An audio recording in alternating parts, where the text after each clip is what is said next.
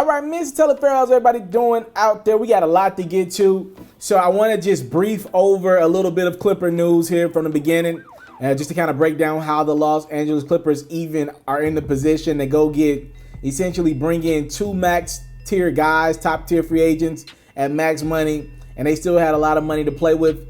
When you get a guy like Lou Williams, who is older, he's 35, and at this point in his career, he's kind of focused on winning. When you get a guy like Lou Williams for around $7 to $8 million a year, that's your leading scorer pretty much. It allows you to do so much. Patrick Beverley only taking a $10 million a year for his annual salary. You got a lot of guys probably taking a little bit less than what they could be valued on the open market. So that's why you're able to go sign guys like Ibaka, Zubac, and Mo Harkless. I want to focus in on Mo Harkless because the Clippers did give him a 3-year, $41 million deal this summer. All right, why are we focusing on Mo Harkless? He's pretty much helping us understand one of the interesting free agent storylines. All right, let's swing over to Marcus Morris.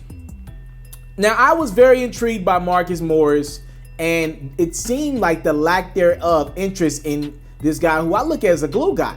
To me, and I've said this countless times on this platform, I thought Marcus Morris was the Boston Celtics' most consistent player throughout the season. Had guys like Jason Tatum, Jaylen Brown going in and out of slumps. Kyrie Irving, shooting percentage not great.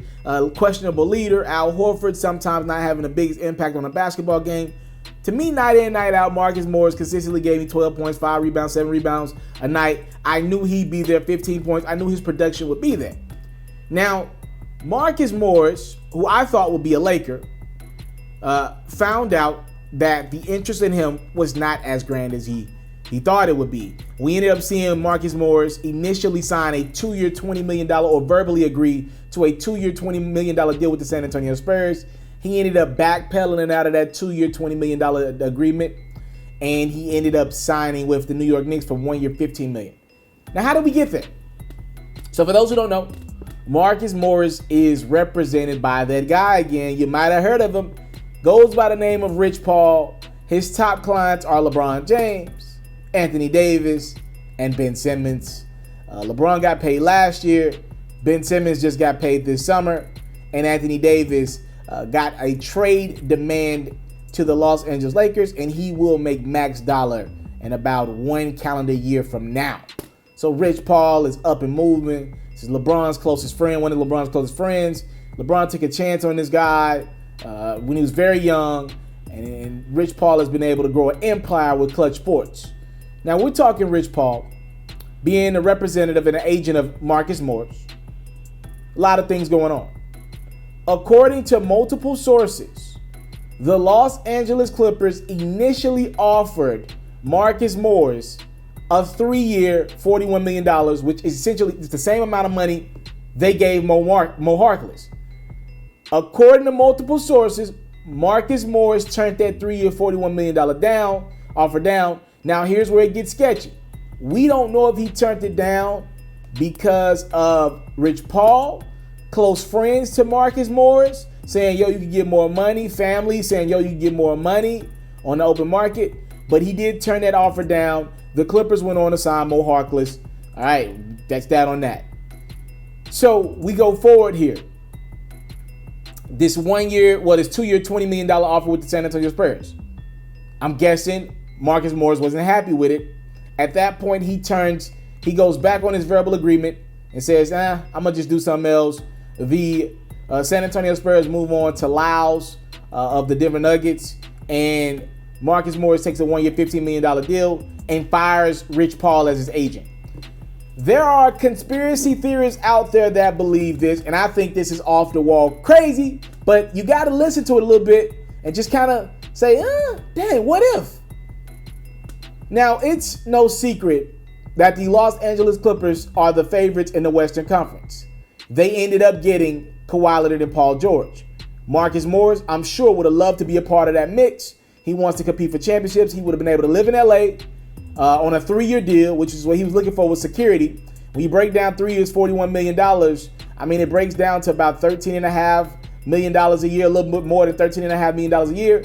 I mean, Marcus Morris signed with the Knicks for 1 year, $15, so he would have got 2 years more of stability in Los Angeles, hotter weather, with just only a little bit more than about losing out on $4 million annually, $2 million a year, but he would have had a 3-year deal. Now he's going to have to go back into free agency next summer. When he could get a big deal, he might not. He's going to have to ball out with the New York Knicks. We'll see how that goes. So with all those factors in, people are throwing out there that Rich Paul sabotage Marcus Morris and his deal with the Los Angeles Clippers to help his number one guy, who's always going to be his number one guy, LeBron James, until the day he retires, and Anthony Davis. LeBron and AD got to be number one and number two with clutch. They bring him the most. They bring Rich Paul the most money.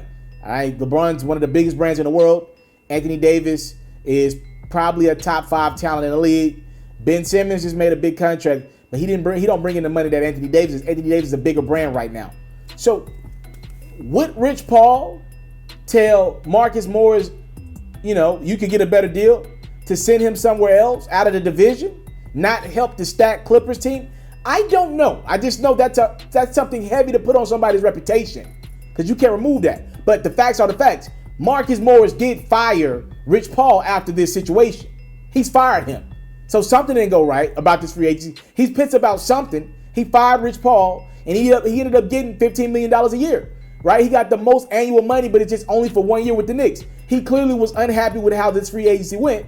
Again, I don't know if Rich Paul was the guy to say, yo, you could get more money elsewhere, but something's off. Now, I don't know if I'll go as far as to say, yo, was he really trying to do this to help out the Lakers by trying to by stopping a good player that could essentially guard LeBron James in the playoffs away from that Clippers team? I don't know, but that's something that's tough to put on somebody. And also, Rich Paul judged this all wrong. You're the agent. I'm paying you for my expertise. You know more than I do about this field. You should have a better feel for free agency. If Marcus Morris would have known that Kawhi and Paul George would have signed with the Clippers a few days later, from when the Clippers initially offered him that 3 years, $41 million, of course he would have took that deal because he's playing on a championship contending team for about $13 million a year, right? He would have probably took less. Let's say the Knicks would have offered Marcus Morris 3 years, $45 million, and the Clippers had 3 years, $41 million on the table, and Marcus Morris knew Paul George and Kawhi were going to be in LA, right? Obviously, he's going to take the 3 year, $41 million, a little less money, only about $4 million less total, to go play with the Clippers, because he's going to make that back in Brandon, and it's California, it's LA. All these dudes got a crib out on the West Coast. They spend all their time on the West Coast anyway when they're not in season. So you can see why Marcus Morris is upset if it ain't have nothing to do with LeBron and Anthony Davis being the top 2 guys over there at clutch and also being Lakers, right? I would be pissed on the simple fact you got me on a 1-year deal with the Knicks, and I could be playing with the clear favorites to win a championship, the Los Angeles Clippers, in my opinion at least. So there's a lot going on, but what we know is Rich Paul is no longer the agent of Marcus Morris. Bare minimum, I'm guessing Marcus Morris has said to himself, yo, you got this wrong. I don't feel good about how free agency. I thought I was going to get a annual salary and feel good about the team I play for. You got me a 1-year deal. I had to back out of a deal with San Antonio. They probably will never sign me again, right? And there are reports out there that Rich Paul wanted Marcus Morris to honor his deal with the Spurs. I mean, obviously, those verbal agreements are just mouth-to-mouth agreements, but generally speaking, guys don't back out of those verbal agreements.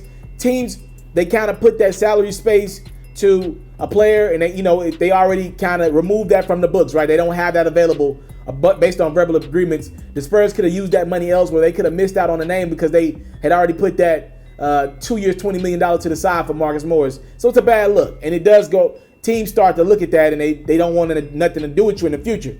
So Marcus, my reputation got ruined. I'm in New York, not LA. Oh man, this is interesting. What y'all think though? Y'all let me know in the comment box below. I am yours truly, Mr. Taliaferro. Do you guys think there's a possibility that LeBron and Anthony Davis's agent, Rich Paul, could have sabotaged Marcus Morris' deal with the Clippers because he didn't want him next to in the same building as his guys LeBron and AD? A good player, grit guy, can defend, Y'all let me know what y'all think. Is that possible to you, or this is just a whole bunch of nothing? Y'all let me know what y'all think in the comment box below. I'm out. I came from nothing, but I want everything God has for me. I interview celebrities. I talk sports. I still represent the culture. I got the kids. You are now tuned in. Yeah, we locked in right now, Mr. Taliaferro. Taliaferro. Mr. Taliaferro. Mr. Taliaferro. Shout out to Mr. Taliaferro. You're watching Mr. Taliaferro TV. Mr. Taliaferro TV. Here with the triple B's, you can't do nothing but win.